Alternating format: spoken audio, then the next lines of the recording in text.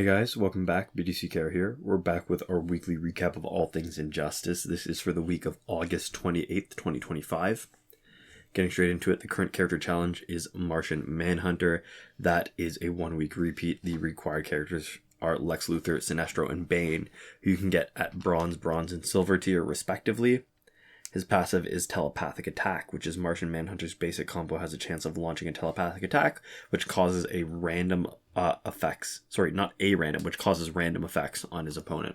But it technically is a random effect. It's true. That's why I said it wrong, but it was because my brain was sort of editing it to be not more correct, but, correct. He starts off with 750 attack, 1,200 health as his base stats. He was last available just about a year ago, August 15th of last year. Mm-hmm. So, standout part is that his overall stats are pretty low. Last week was the Blackest Night Martian Manhunter Challenge pack, and that's because this Martian Manhunter Prime, does not have his own pack, so when they want to give us clues or when there's a pattern with clues, that's usually the clue, even though it's not actually him. So, even more striking than overall low stats is how low his attack stat is. His health is not bad. His attack stat really kind of sucks. The random attack that he gets is stun, power drain, or mental damage. So if we say that 50% of the time you do a tap combo, you get a combo ender, 1/3 chance of each. That's a 1 in 6 chance of any one of these effects when you try a tap combo. And because the effects of the combo ender are so varied, and the likelihood of one specific effect is so low, it is completely ineffective to plan a strategy around getting that specific effect. Mm-hmm.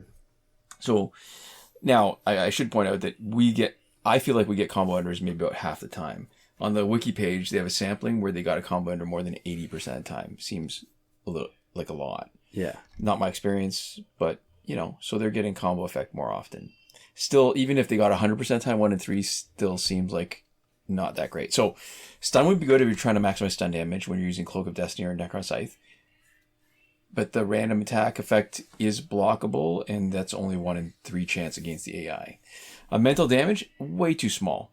It doesn't really make any kind of difference at all, especially with his low attack stat. And the kicker to me is that it replaces the normal combo ender damage that you get. So this is absolutely the worst effect of the 3.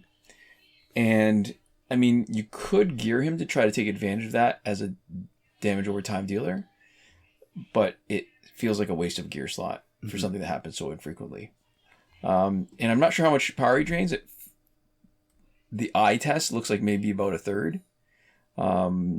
Wiki doesn't confirm it. It would be a great effect from his passive if it happened more often. If this was the one effect that you get, and because you don't even get a combo ender every time, right? Yeah. I would actually like that. So given those limitations, he is one of those characters that we generally avoid using. And we only started using him again when we were trying to use every challenge character as a main damage dealer. And because of his low attack stat, unless you want to run an unbalanced team where he is the weak one, you're not getting max battle points. It's not far off, though. Only the first fight of the team when we were doing it with Red Atlantic Harold Jordan was sub 5,000. In this fight, his teammates are Hawkgirl to make Martian Manhunter more effective with Tanty Totem, and we're using Rebirth Raven because of her high attack stats. We're getting full value, but really, it's unbalanced in a bad way. If your main damage dealer is sort of low man on the totem pole, yeah. Red Lantern, Green Lantern as a gear stripper works pretty well. And if we use Martian Manhunter as the gear stripper, you can see why it's suboptimal. Not just because he's outclassed by Rebirth Raven, but you'll see right in the fight, his special one is not ranged, so that when we use Claw of Horse as Shatter Gears on tagging with Master's Death card, the special one seems to not do any damage. And despite that, you don't get power back with Tanty Totem. You might strip a gear or shatter a gear, but no power. It wastes a power bar with no damage. I hate that. And his special 2 is really weird, and the timing is bad. His first and second hits look like they're really close together. His second and third hits look like they're separated by a decent amount of time, but he always whiffs on at least one. If he knocks an opponent out with one hit, the first hit, second hit whiffs, third hit will hit the opponent tagging in. If it's the second hit that hits, despite that, I was mentioning it earlier in the Q&A this week, right?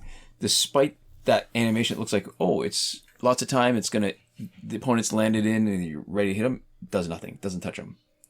The first two hits of a special 2 are ranged, so the separation between you and the opponent doesn't matter, but the third hit is not ranged, so if the opponent survives the first 2 hits, if they're far enough away from you, the third hit totally whiffs. Mm-hmm. And it's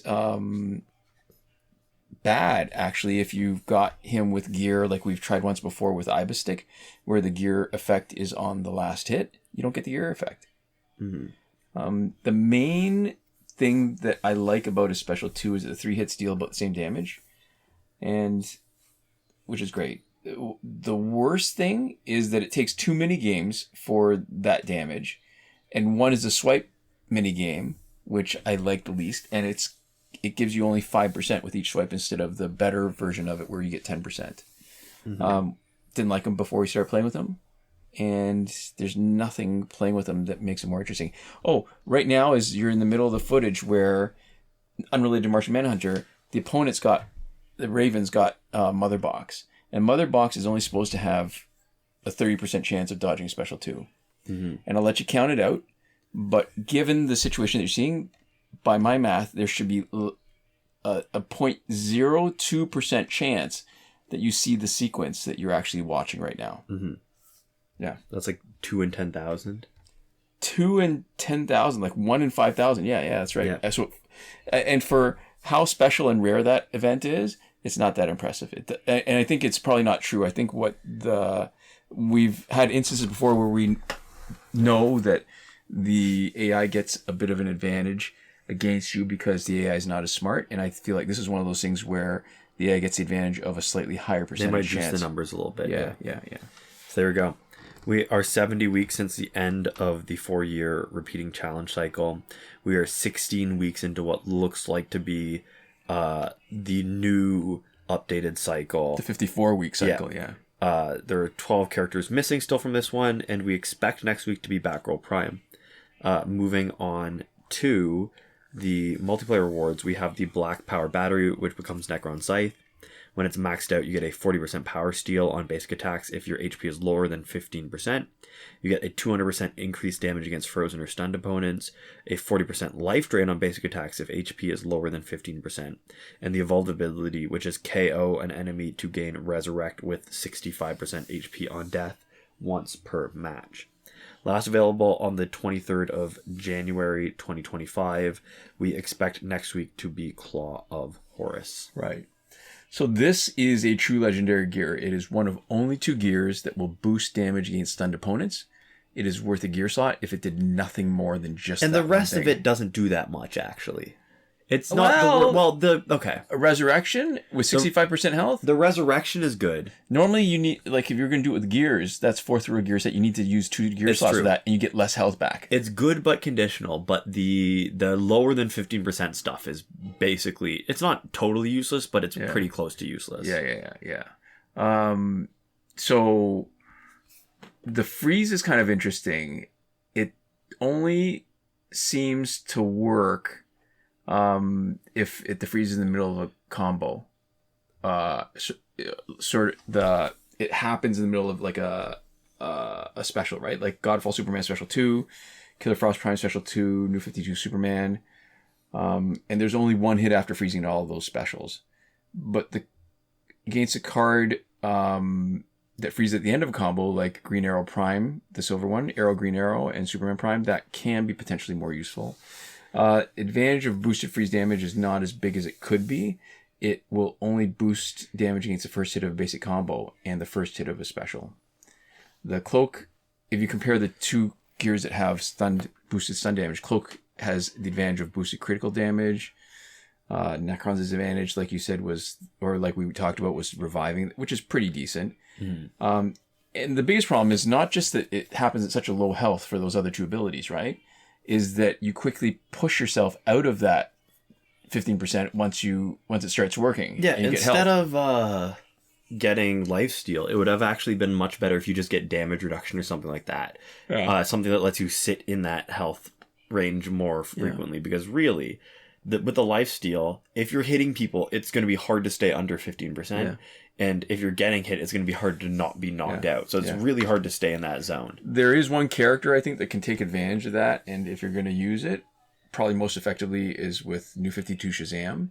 Because of his passive, it lets him be not knock-outable. You can't knock him out even no matter how low his health is. He just won't take any more damage. And when his health is that low, he can do it for a real extended period of time when he comes back. That's true.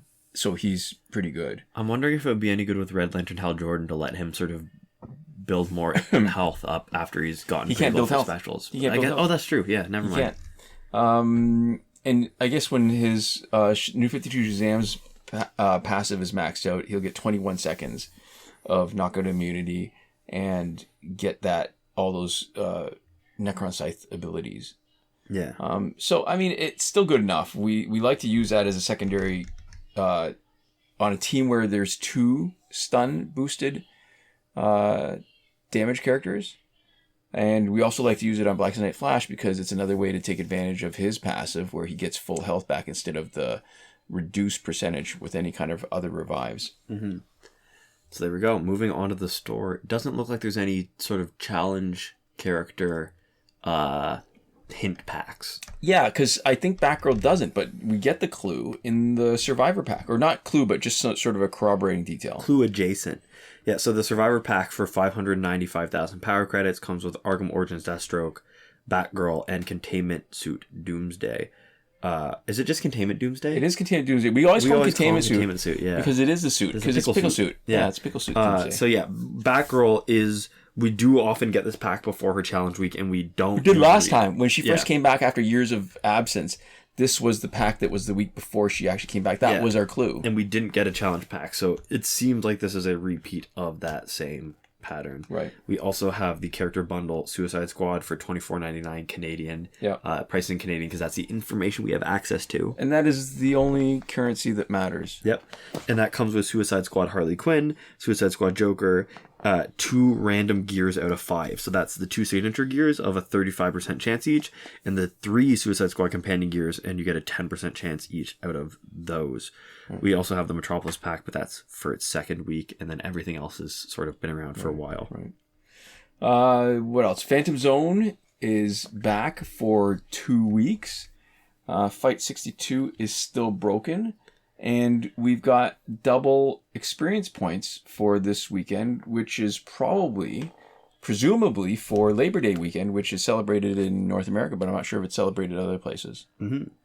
Last weekend's breakthrough for golds was the Joker, Nightwing, and Darkseid. This coming weekend should be Zod, Aquaman, and Shazam, and we have a link in the description to a thread going through the complete breakthrough cycle if you want to check it out for yourself. From Devlin16. In the Injustice Mobile subreddit. Yeah. Yeah. As far as current glitches go, we go into more detail every time something significant changes, which does not happen this week, or on the first week of every month. So that's the 7th of August most recently. And you can always check out the video tutorials in our current working glitches playlist linked in the description of this video. But the main thing that we're going to mention here is that the challenge reset glitch has been confirmed to be working on this week's Martian Manhunter challenge. Mm-hmm. So there we go. That'll do it for this week. To finish up, we'd like to give a huge thank you to our patrons on Patreon. And that would be Michael Devries, Irvin, Ruiz, Hoshi 127, Nora Klimek, and Miguel, who are all supporting us on the credited level. So there we go. Thank you so much for your support. And thanks so much to all of you for watching. We'll see you next time. Komoda.